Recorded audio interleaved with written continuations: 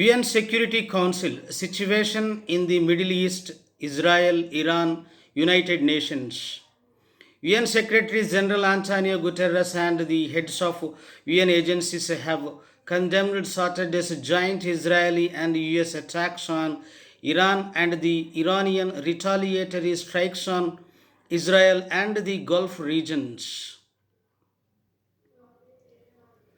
The attack on Iran reportedly targeted military sites as well as the leadership of the Iranian regime. Explosions were heard in Israel and Gulf countries after Iran launched a wave of drones and missiles.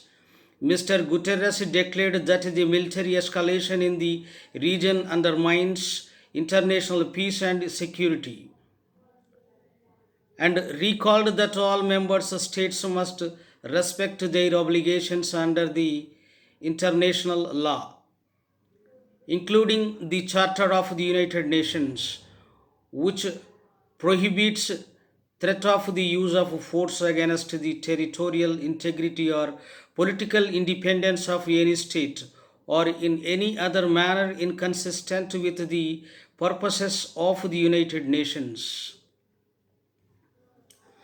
The UN chief called for an immediate cessation of hostilities and de escalation and warned that a failure to do so risks a wider regional conflict with grave consequences for civilians and regional stability.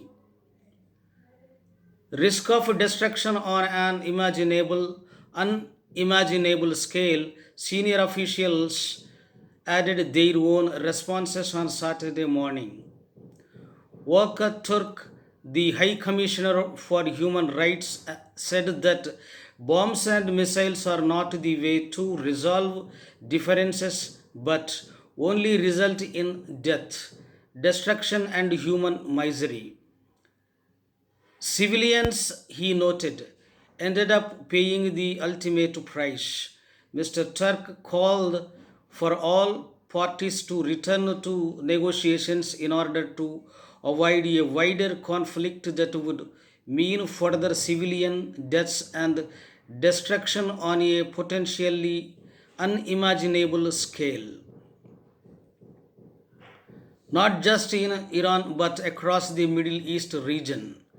World Health Organization Director General Tedros Adhanom Ghebreyesus said in a statement that he was deeply troubled by the situation and urged leaders to choose the challenging path of dialogue over the senseless route of destruction.